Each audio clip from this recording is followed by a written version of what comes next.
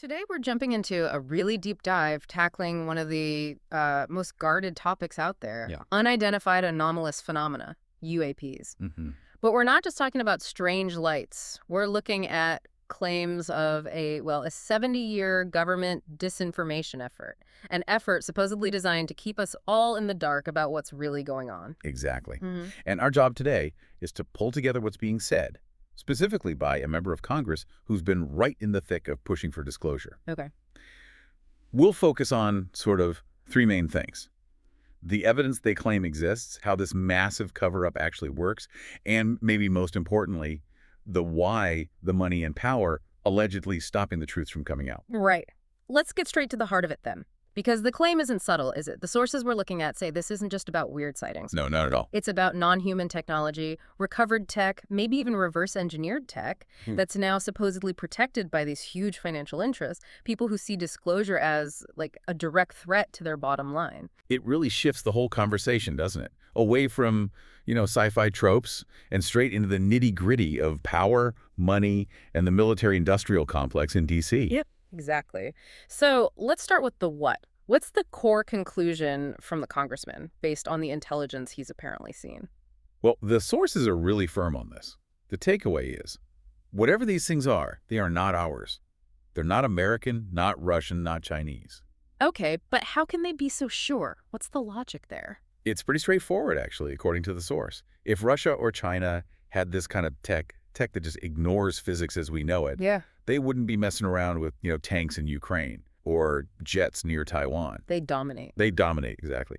And flip side, if the U.S. had it, we wouldn't be doing air shows with F-35s. We'd be showing off some silent zero-gravity craft. It'd be the ultimate power move. Okay, that makes sense from a geopolitical angle, but that's still kind of deductive reasoning, right? What actual accounts or, evidence makes them jump to non-human? Right, good question.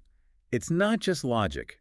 The sources point to a whole range of accounts. Yeah. Some are ancient, suggesting this isn't new. Like the Ezekiel reference. Yeah, exactly. The wheel within a wheel. The argument is ancient people saw something mechanical, something technological, but described it in the only terms they had: spiritual, symbolic. Mm-hmm. But they even noted details like landing gear looking like the hoof of an animal. It's presented as an ancient trying to describe, well, a modern flying saucer. Interesting interpretation, but the modern military accounts, those feel much more concrete somehow, like that Navy veteran story from the 50s, the former state legislator. Well, that was quite something. So this guy, later a state legislator, was a Navy vet back in the late 50s. He's there, they're unloading a nuclear missile from a sub. High-stakes situation. Very. And this object, he said, was huge, like 2 city blocks wide, cylindrical, flies right over them. But the key thing, the detail that keeps coming up in these accounts, Let me guess, silent. totally silent. Took off with no noise, no heat, no vapor, just gone. No sonic boom, nothing, like it just switched off gravity. That complete lack of normal propulsion signs, that's the recurring theme, isn't it? But it's the performance, too, right? The speeds, the maneuvers. Absolutely. That's what pushes it beyond anything conventional. You have fighter pilots, experienced ones, reporting an object just 14 feet that's incredibly close from their cockpit Wow. and saying point blank, it wasn't ours. Hard to write that off as a weather balloon or swamp gas. Yeah, you'd think. And then there's the underwater stuff. This is maybe the most staggering claim. A high-ranking Navy source describing encounters with an object, football field size, doing 200 miles per hour underwater. 200 underwater. What's our top speed for a sub? Well, the sources say our fastest military subs are maybe in the high 30s miles per hour, so 200 miles per hour. It's an insane leap in capability. Imagine that kind of speed deep in the ocean. It's a completely different league. And the sources also mention specific locations, right? Hotspots. Yeah, they claim sightings are concentrated in like 5 or 6 specific deep water zones. We're talking areas miles deep, places we barely know anything about. Less than the surface of the moon, apparently. So potential bases or established routes, not just random encounters. That seems to be the implication, yes. Okay, so if this level of evidence, these kinds of credible witnesses, have been around for, 70 years?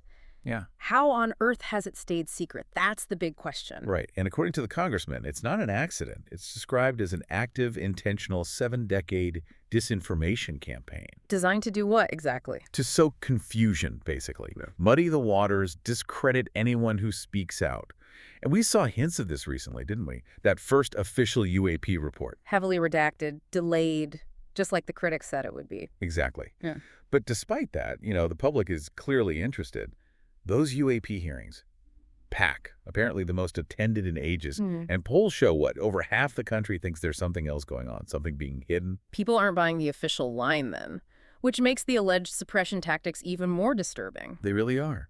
The congressman talks about silencing people who signed NDAs with threats. Not just, legal trouble, but career-ending stuff.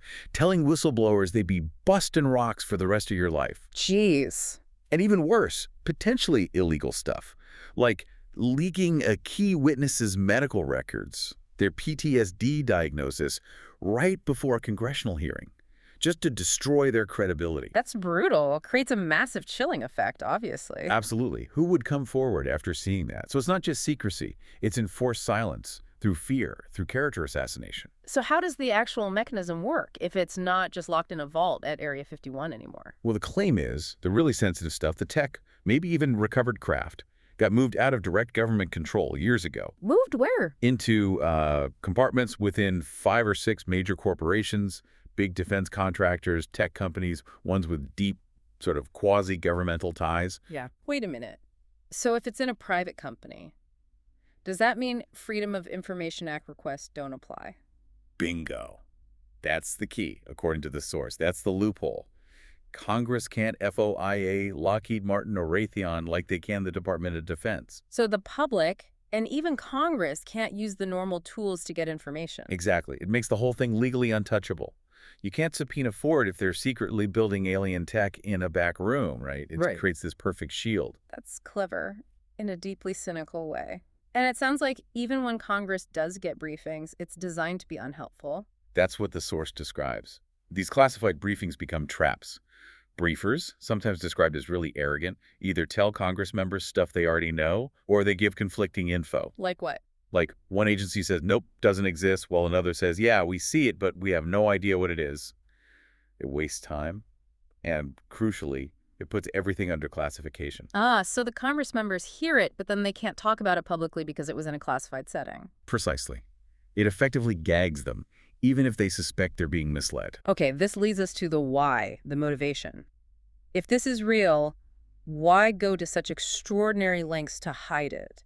Why risk everything? And the source material is pretty blunt here. It connects it directly to money and power, describing D.C. not as a swamp, but as a sewer, something man-made, built on greed. Ooh, strong language. Very.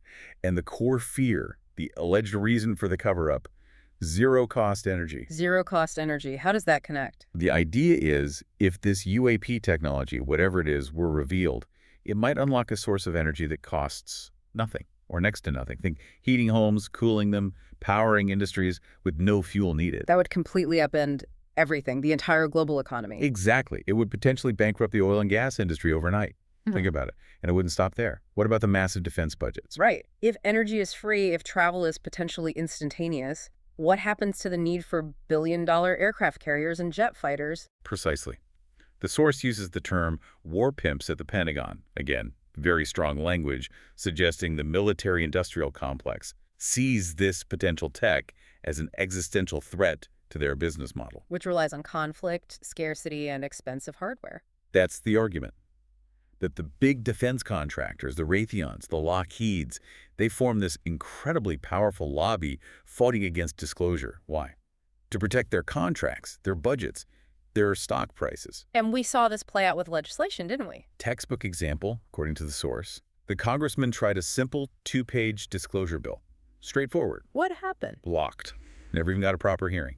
But then later, you get these huge, complex bills, hundreds of pages long, like the one from Senator Schumer. Which sounds like progress, maybe? But the source views it very differently, calls it a deliberate cover-up commission, compares it to the Warren Commission after the Kennedy assassination. Meaning it looks like it's investigating, but it's really designed to control the narrative and delay any real answers indefinitely. That's the accusation. Kick the can down the road, keep the status quo intact. So ultimately, the claim is that key people in government are basically protecting their campaign funders. They're afraid of the industrial war machine. That's the stark conclusion presented, that it's not about national security anymore. It's about protecting budgets and stock portfolios. Hashtag tag it outro. Wow. Okay, so wrapping this up, the picture painted here is pretty bleak for transparency, isn't it? It is. The core message seems to be that the biggest obstacle to understanding UAPs isn't a lack of evidence or the strangeness of the phenomenon itself.